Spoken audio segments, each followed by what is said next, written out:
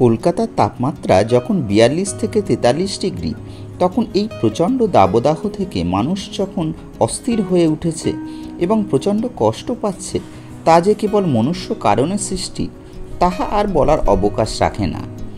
কেননা যত দিন অতিবাহিত হচ্ছে, আমরা আরও নিজেদেরকে উন্নত বিশ্বে পরিণত করার উদ্দেশ্যে অবাধ ও নির্বিচারে গাছ কেটে বড় বড় ইমারত তৈরি করার প্রতিযোগিতায় লেগে পড়েছি।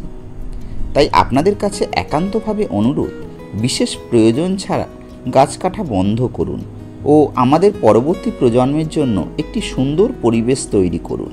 তাই সাধ্যমতো প্রচুর গাছ লাগান ও পরিবেশকে সুন্দর করে তুলুন।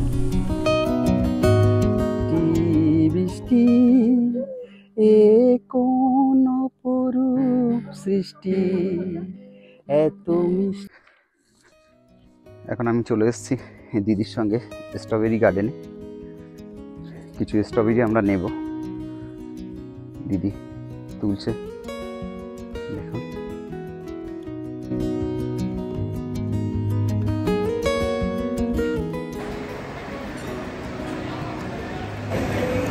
Hello friends, good afternoon. আপনারা দেখতেই পাচ্ছেন আরও একটি নতুন ভিডিও নিয়ে চলে এসেছি আপনাদের সামনে। আর এবারের গন্তব্যস্থল হলো 13141 Sealdah NJP Teesta Costa express. এই এক্সপ্রেস করে আমরা শিয়ালদা থেকে এনজিপি যাব এবং সেখান থেকে যাব শিলংয়ের উদ্দেশ্যে। আমরা কীভাবে গেলাম, কী কী খেলাম, কী কী দেখলাম, সেগুলো সবই আপনাদের সঙ্গে শেয়ার করব। দেখতে থাকুন এবং সঙ্গে থাকুন।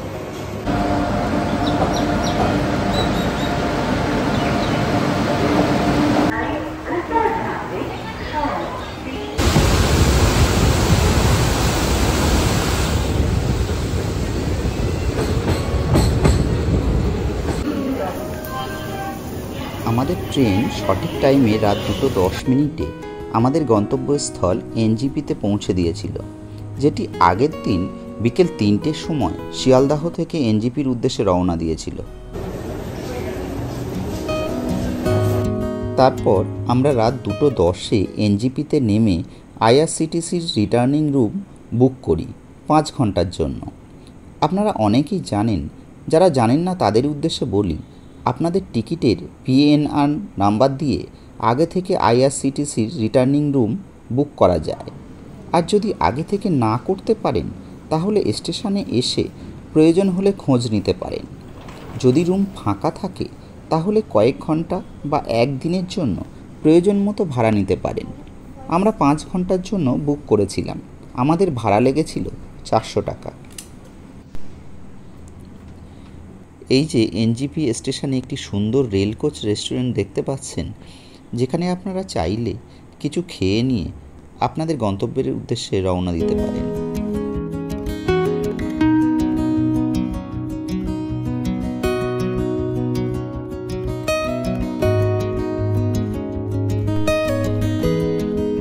আমরা সকাল 7টার মধ্যে রেডি হয়ে একটি গাড়ি রিজার্ভ করে সাইট সিন করতে করতে রওনা দিয়েছিলাম শিলংয়ের উদ্দেশ্যে।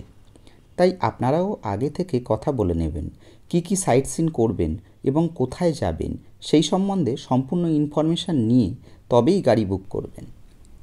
ধীরে ধীরে সমতলকে বিদায় জানিয়ে আমরা আস্তে আস্তে রওনা দিলাম পাহাড়ের উদ্দেশ্যে, উত্তরবঙ্গ। এই নামটির সঙ্গে আমরা যারা পশ্চিমবঙ্গে বসবাস করি তথা সারা ভারতবর্ষের মানুষের কাছে একটি অফবিট ডেস্টিনেশন হিসাবে জনপ্রিয় হয়ে উঠেছে। সেটি মূলত বাংলাদেশের উত্তর পশ্চিমাঞ্চল এবং পশ্চিমবঙ্গের উত্তর অংশের জন্য ব্যবহৃত একটি শব্দ। বাংলাদেশের অংশটি রাজশাহী বিভাগ এবং রংপুর বিভাগকে নির্দেশ করে।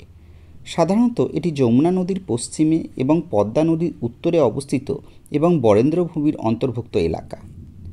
আর পশ্চিমবঙ্গের মধ্যে পড়ে জলপাইগুড়ি বিভাগ, যার মধ্যে আলিপুরদুয়ার, কোচবিহার, দার্জিলিং, জলপাইগুড়ি এবং কালিম্পং ডিস্ট্রিক্ট অবস্থিত।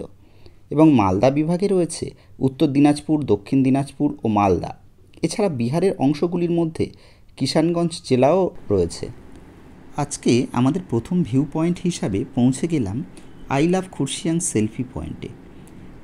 এখানে কিছুক্ষণ সময় কাটিয়ে এবং পাশের একটি রেস্টুরেন্ট থেকে মোমো খেয়ে আমরা বেরিয়ে পড়লাম পরের ভিউ পয়েন্টের উদ্দেশ্যে। চারিদিকে অসাধারণ দৃশ্য, তবে আকাশ একটু মেঘাচ্ছন্ন হয়ে আছে, যার জন্য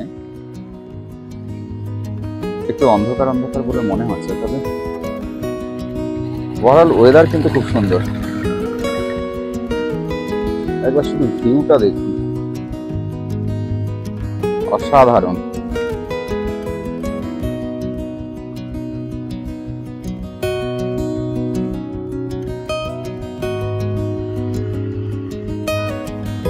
এখান থেকে নিচের ভ্যালি পুরোটাই দেখা যাচ্ছে। জানি না ক্যামেরায় কতটা আসছে, মেঘাচ্ছন্ন হয়ে আছে যার জন্য পরিষ্কার হচ্ছে না।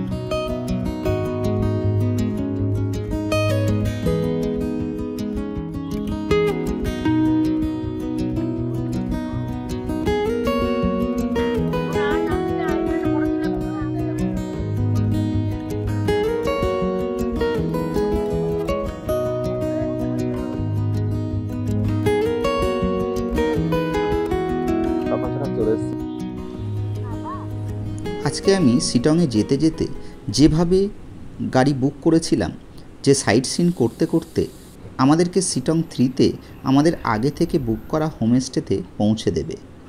আর এই পথে যেতে যেতে আমরা কি কি সাইট সিন করতে পারবো সেগুলির মধ্যে উল্লেখযোগ্য হলো I love Kurseong selfie point, Hanuman Tok, Dow Hill, chimney village, strawberry garden, Ahaldara 360 view point. এছাড়াও এই পথে পাহাড়ের কোনায় কোনায় ছড়িয়ে আছে এক একটি ভিউ পয়েন্ট।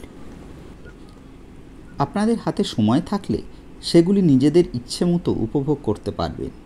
তাছাড়া আপনাদের হাতে যদি সময় কম থাকে তাহলে নিজেদের ইচ্ছে মতো কাস্টমাইজ করে নিতে পারবেন।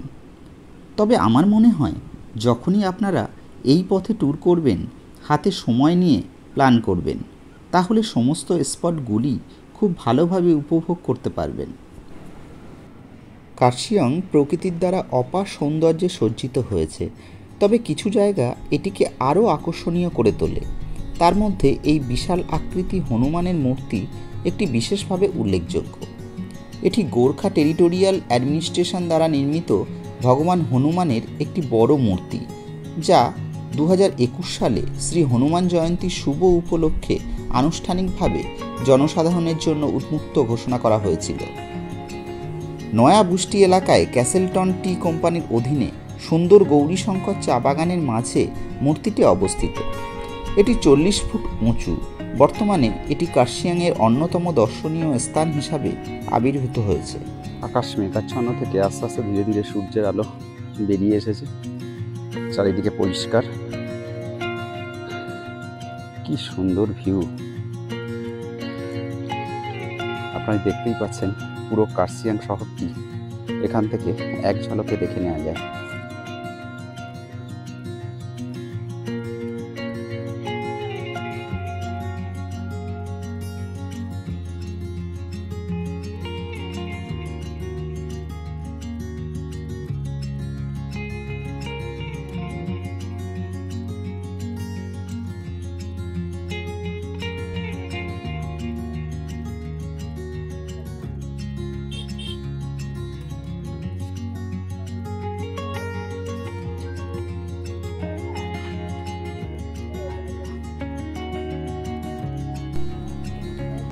কার্শিয়াং সাদা অর্কিডের দেশ পশ্চিমবঙ্গের দার্জিলিং জেলায় অবস্থিত একটি ছোট্ট সুন্দর গ্রাম। এটি দার্জিলিং এবং শিলিগুড়ির মধ্যে সমুদ্রপৃষ্ঠ থেকে 1500 মিটার উচ্চতায় অবস্থিত। কার্শিয়াং দার্জিলিং থেকে প্রায় 30 কিলোমিটার এবং শিলিগুড়ি থেকে 45 কিলোমিটার দূরে অবস্থিত। ব্রিটিশদের সময় থেকেই এই ছোট্ট সুন্দর শহরটি দর্শকদের আকর্ষণ করে এসেছে। ব্রিটিশরা এখানকার সৌন্দর্যে মুগ্ধ হয়ে বেশ কিছু হেরিটেজ বাংলো এবং রেস্ট হাউস তৈরি করেছিল, যেগুলি এখনও দাঁড়িয়ে আছে। দার্জিলিং, কালিম্পং, কার্শিয়াংয়ের কোলে এমন অনেক পাহাড়ি গ্রাম রয়েছে যা হয়ে উঠতে পারে আপনার লং উইকেন্ডের পারফেক্ট ডেস্টিনেশন। তবে কার্শিয়াংয়ের বাগোড়া অন্যদের থেকে বেশ আলাদা। বাগোড়ার পাশেই রয়েছে চিমনি গ্রাম। এখানে প্রকৃতি ও ইতিহাস একসঙ্গে হাতছানি দেয়। হিমালয়ের কোলে লুকানো এক গ্রাম চিমনি, যদিও তার আগে আপনাকে পৌঁছাতে হবে বাগোড়া। কার্শিয়াং থেকে মাত্র 17 কিলোমিটার দূরত্বে অবস্থিত বাগোড়া। দিলারাম হয়েও যেতে পারেন বাগোড়ায়। পাইন ওকের সমাহার এখানে, কান পাতলে শোনা যায় পাখির ডাক। প্রাকৃতিক সৌন্দর্যের দিক দিয়ে যে কোনো পাহাড়ি গ্রামকে টেক্কা দিতে পারে এই বাগোড়া। প্রায় 7,000 ফিট উচ্চতায় অবস্থিত বাগোড়া একটি পর্যটন কেন্দ্র ঠিকই, কিন্তু বাগোড়ার চাইতে মূল আকর্ষণ চিমনি। যদিও চিমনি গ্রাম সৌন্দর্যতার চেয়ে ইতিহাসের জন্য বেশি জনপ্রিয়। বাগোড়া থেকে প্রায় 4 কিলোমিটার দূরত্বে অবস্থিত চিমনি গ্রাম। 7,150 ফিট উচ্চতায় অবস্থিত চিমনি গ্রামে ব্রিটিশদের তৈরি একটি চিমনি রয়েছে, যেটা তৈরি করা হয়েছিল প্রথম বিশ্বযুদ্ধের সময়। শোনা যায় সেই সময় দার্জিলিং যাওয়ার জন্য এই চিমনিটি গ্রামের রাস্তা ধরতেন ব্রিটিশরা। রাত কাটাতেন এই গ্রামে। অতিরিক্ত ঠান্ডার হাত থেকে বাঁচার জন্য এই চিমনি তৈরি করা হয়েছিল। প্রায় 100 বছরেরও পুরনো এই চিমনি এখন অন্যতম পর্যটন কেন্দ্র। এই চিমনিকে কেন্দ্র করেই গড়ে উঠেছে চিমনি হেরিটেজ গার্ডেন। এরপর চিমনি গ্রাম ঘুরে দেখার পর একটু দূরেই আপনারা দেখে নিতে পারেন স্ট্রবেরি গার্ডেন। তবে আগে থেকে ড্রাইভারকে বলে না রাখলে সময়ের অভাবে এটিকে সবাই দেখাতে চায় না। তবে আমরা এই স্ট্রবেরি গার্ডেনে গিয়েছিলাম। এন্ট্রি ফি লেগেছিল 20 টাকা পার পার্সন।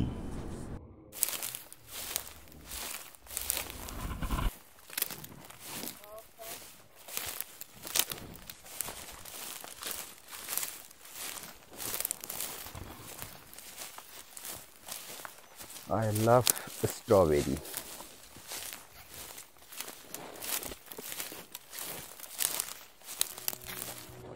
বাহ, দারুণ! নামার সিঁড়িটা খুব সুন্দর।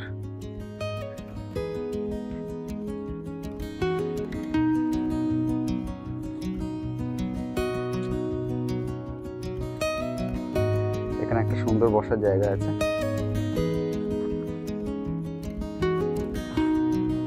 এইভাবে ধাপে ধাপে স্ট্রবেরি চাষ করা আছে। কত স্ট্রবেরি হয়ে আছে! ওয়াও, খুব সুন্দর দেখতে। এখন আমি চলে এসেছি দিদির সঙ্গে স্ট্রবেরি গার্ডেনে। কিছু স্ট্রবেরি আমরা নেব। দিদি তুলছে, দেখুন।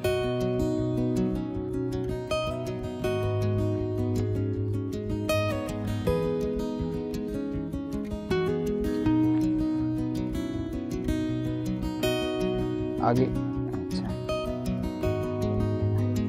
हाँ वो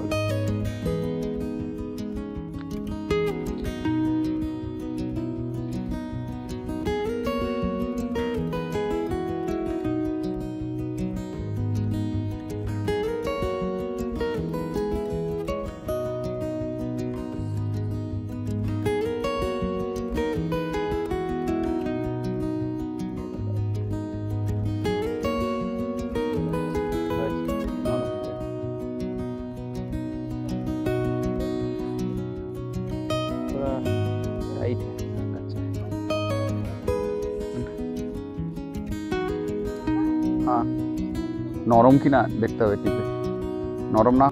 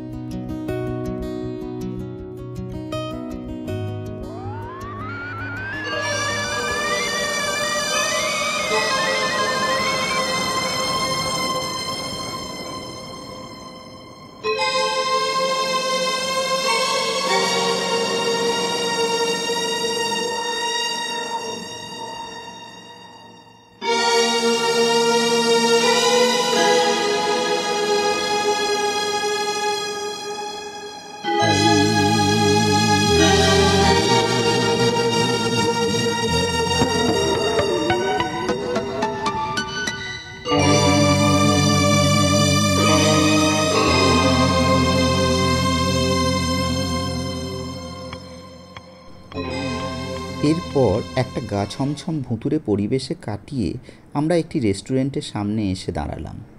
ঘড়িতে তখন 2টো বাজে।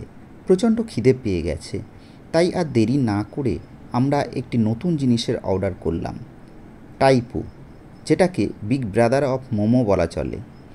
আগে টেস্ট করার কোনো অভিজ্ঞতা ছিল না, ফলে মনে একটা দ্বিধাদ্বন্দ্ব কাজ করছিল। জানি না কেমন হবে, তবে সব দ্বিধাদ্বন্দ্ব কাটিয়ে অর্ডার দিয়েই ফেললাম। তবে খাবারটা যখন মুখে দিয়ে বুঝলাম একদম মোমোর মতো খেতে, এবং খেতেও খুবই সুন্দর ও সহজে পেট ভরে যায়। আপনারা যারা আগে এই খাবারটি টেস্ট করেছেন তারা অবশ্যই কমেন্ট করে জানাবেন আপনাদের কেমন লেগেছে। তারপর খাওয়া দাওয়া সেরে নিজের মনের সুপ্ত বাসনাকে পরিতৃপ্ত করার উদ্দেশ্যে বেসুরো কণ্ঠে গানের জগতে পাড়ি দিলাম।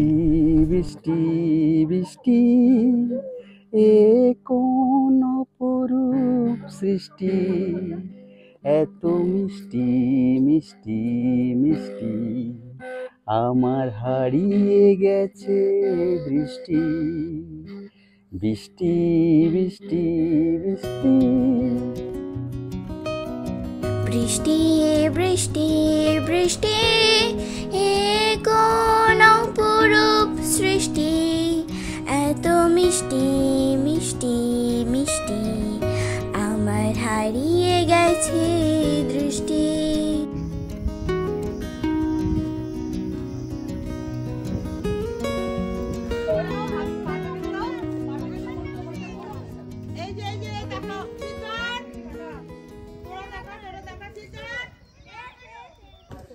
আমরা এখন সিটংয়ে পৌঁছে গেছি।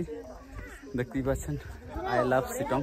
এখানে একটা সেলফি পয়েন্ট করা আছে, সবাই ছবি তুলছে। এখান থেকেই আমরা এরপরে যাব অহলধারা 360 ভিউ পয়েন্ট দেখতে।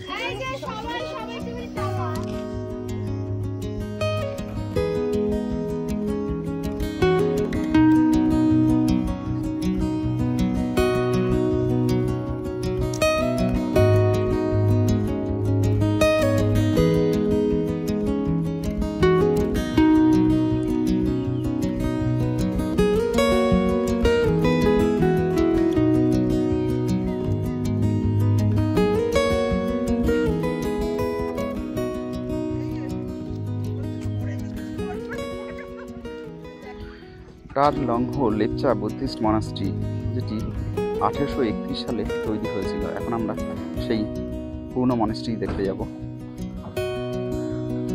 এখানে আই লাভ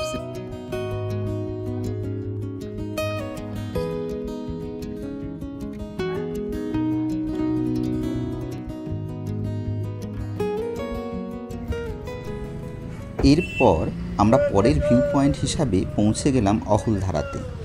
অহলধারাকে অফবিট বললে একটু ভুল হবে।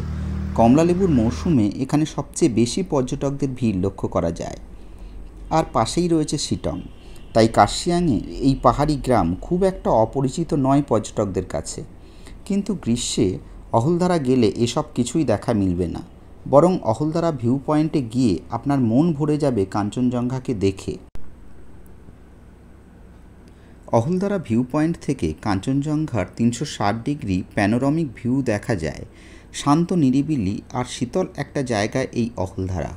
অহলধারার হিমেল হাওয়ায় আপনি ভুলে যাবেন প্যাচপ্যাচে গরমের কথা।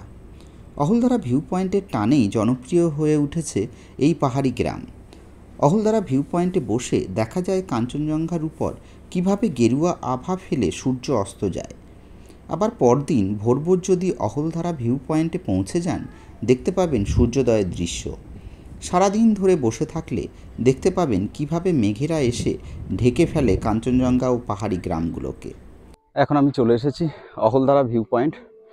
অহলধারা 360 ডিগ্রি যে ভিউ পয়েন্ট আছে, সেই হিলটপেই আমি চলে এসেছি। আমার পিছনেই দেখতে পাচ্ছেন অহলধারা ভিউ পয়েন্ট হোমস্টে। আপনারা এর মধ্যে হোমস্টেতে থাকতে পারেন, কারণ এর বাইরে যারা থাকে এখানে টিকিট কেটে এর ভিতরে প্রবেশ করতে হয়। কিন্তু এর মধ্যে হোমস্টেতে আপনারা যদি থাকেন তাহলে আপনাদের আলাদা করে আর টিকিট কেটে এর মধ্যে আসতে হয় না। সারাদিন ধরে বসে থাকলে দেখতে পাবেন কিভাবে মেঘেরা এসে ঢেকে ফেলে কাঞ্চনজঙ্ঘা ও পাহাড়ি গ্রামগুলোকে। আবার মেঘ সরতে চোখের পলকে দেখা মেলে তাদের। এখানে বসে পেয়ে যাবেন ইনস্টাগ্রামের জন্য কিছু সেরা ছবি, টাইম স্ল্যাপ আর রিলসের কন্টেন্ট।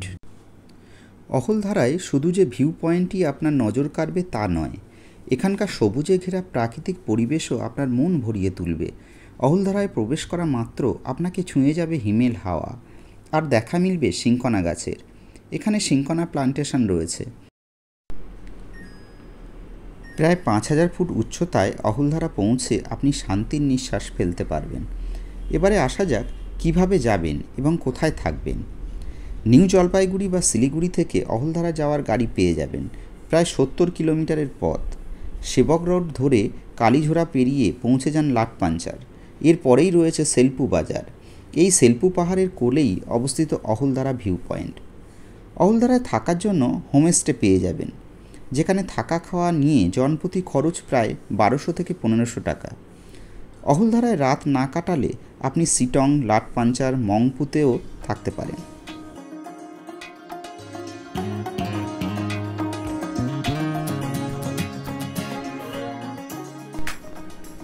এই যে পাহাড়ের অংশটি দেখছেন, এটিকে বর্তমানে ইউটিউবে বেশ চর্চার বিষয়বস্তু হয়ে উঠেছে।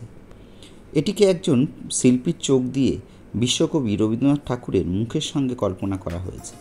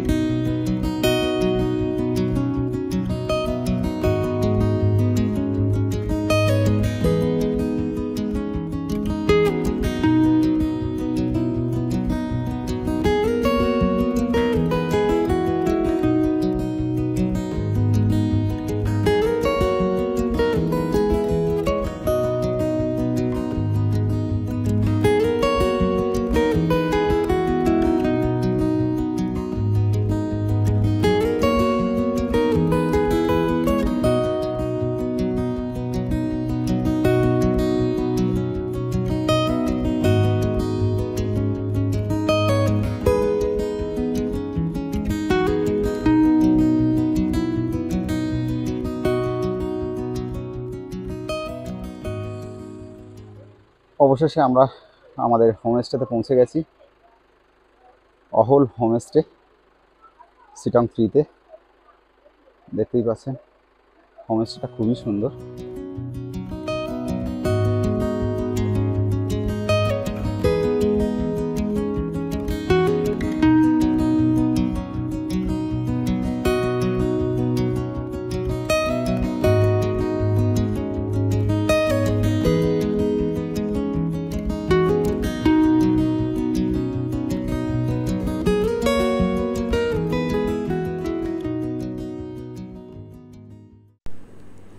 প্রথম দিনের ভ্রমণসূচি আমরা কমপ্লিট করে বিকেল 3টের সময় আমরা পৌঁছে গেলাম আমাদের আগে থেকে বুক করে রাখা অহল হোমস্টেতে। আর এখানে এসে তো এক নিমেষেই যেন মন ভরে উঠল। এত সুন্দর একটি সাজানো গোছানো ও পরিষ্কার পরিচ্ছন্ন, তা আর বলার অপেক্ষা রাখে না। তবে সবথেকে একটা বড় বিষয়, এই হোমস্টের সংলগ্ন ওনাদের নিজস্ব কমলালেবুর বাগান। তবে এই হোমস্টে ও পরের দিনের ভ্রমণ কাহিনী নিয়ে উপস্থিত হব পরের ভিডিওতে।